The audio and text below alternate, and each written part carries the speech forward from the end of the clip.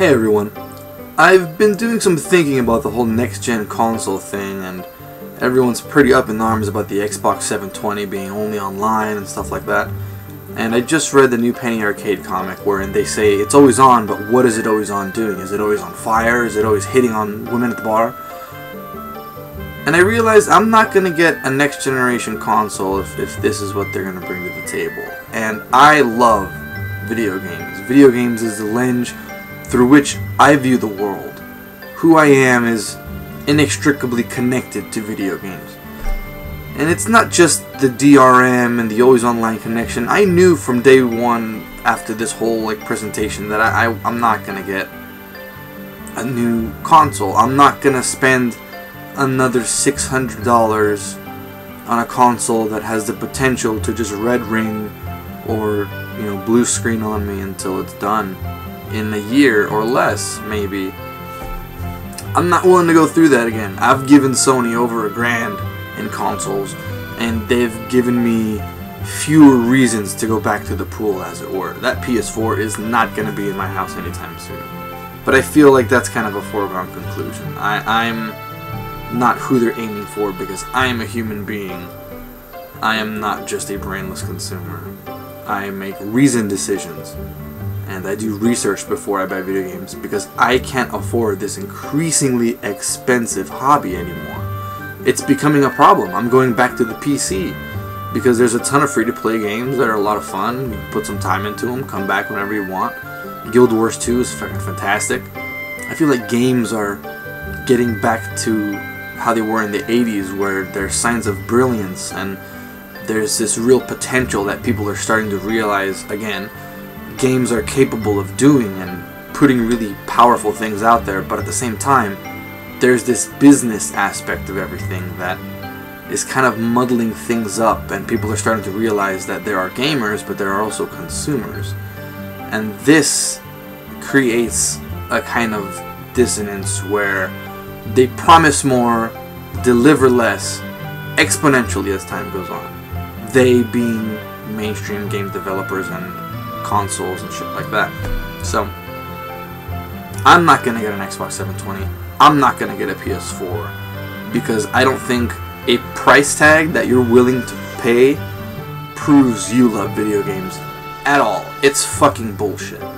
I'll spend $10 every few weeks at a swap meet or at a thrift store and play a retro game and remember that it wasn't always about the price tag or the tech or this or that. Or I mean, it was, but it doesn't have to be.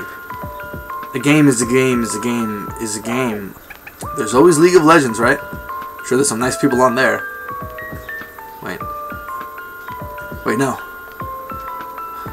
There's not. Why are MOBA players so mean? We'll get into that another day. This will be a next generation free gamer here for quite a while, until they come out with a next model, or a slim version of whatever that comes out, because that'll have bugs fixed, it'll be more efficient, it'll use less energy, it'll take less space. Why not? It'll be a hell of a lot cheaper, and by then we'll know if it's worth it or not. People are going to spend money on something they don't know whether it'll fail or not. These aren't Kickstarter projects.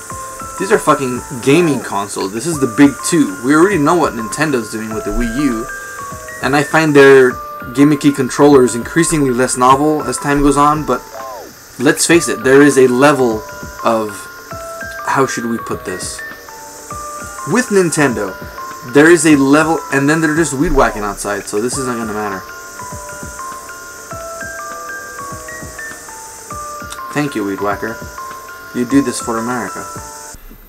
As I was saying, with Nintendo, there is a level of quality that you're pretty much promised at some point. They're gonna deliver a very solid Zelda game. Mario games you've already played before, but you know what you're getting into. It's not really a gamble.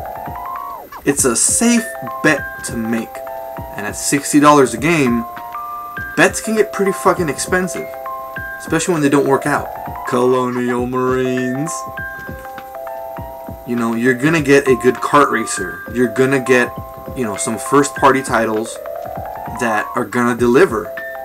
in so far that they've always delivered. If you've played one Zelda game, in essence, you've kind of played them all. The modern ones anyways. You know what you're getting into. You know you're going to have a good time. You're going to get a hell of a fighting game in Smash Brothers whenever that comes out. And you're going to get Bayonetta 2 with the Wii U. That is beyond tempting. If the reviews for Bayonetta 2 are great, I am going to get a Wii U. That's going to be the deciding factor for me, is Bayonetta fucking 2. It's good stuff. What are we getting with the PS4 and the Xbox 720? Always online? We're getting increasingly restricted access with the new Xbox.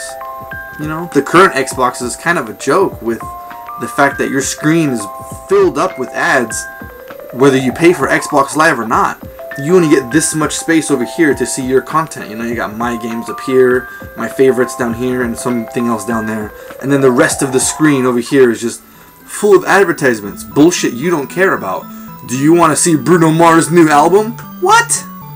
This has nothing to do with gaming. I don't know. I'm just getting annoyed with, you know, people trying to push our consoles as being the center of our media experience, because no one else in my house uses these consoles but me, because this is not a tech-savvy house. It's not tailored for me. If there was a theme I could change or set up on the dashboard to set it for gamer mode and not media entertainment mode, I would be far more inclined to shout it from the rooftops how much I love the Xbox, but it's kind of bullshit. If it wasn't for the fact that everyone I fucking know has one, especially non-gamers, I would never have gotten one, you know? Xbox Live chat, the little headset. It's like the only appeal. I don't know. I'm getting increasingly jaded to this whole thing, unfortunately. And I'm going back to retro games increasingly more, because there's just, I don't know, less bullshit maybe. Well, more bullshit in a different way. It smells differently. The bullshit tastes less bad because it's old. I don't know where I'm going with this. The PS4 shows promise. They're saying that they're trying to get indie developers on there, but the fact that all of my PS3 arcade games are not going to work on the PS4 is very disheartening. That was pretty much the heart-crushing blow for me. That's where I drew the line. I said, I'm not going to get a PS4. Maybe when a slim version comes out, we'll talk, but I'm not going to get hyped over either of these, and I'm going to hope that people I know don't get them, because they are very risky gambles. And I think at this point most people should know the first model of anything has probably built-in obsolescence, whether they tell us that or not. That goes for tablets, that goes for phones. The first model of a major product line is going to be faulty, because, you know, you learn as you go. Practice makes perfect. And we've learned how, you know, how many of you guys watching this, how many Xboxes have you gone through? How many PS3s have you gone through? For fuck's sake, how many PCs have you gone through? I'm more forgiving of a PC breaking on you because of a virus or something internally got too hot and melted. Because it just makes more sense. You can fix it. You can find out what happened. In the consoles, you're kind of out of luck. Do Wii's break often? I don't think that they do. I know they're really small and fragile, but I don't see a ton of Wii Fix Wii's ads on Craigslist, because they don't break. Because again, with Nintendo, there's a level of quality you're getting. So that's me talking about some good old-fashioned bullspit for today. I hope any of this was enlightening in the least. Weed whackers.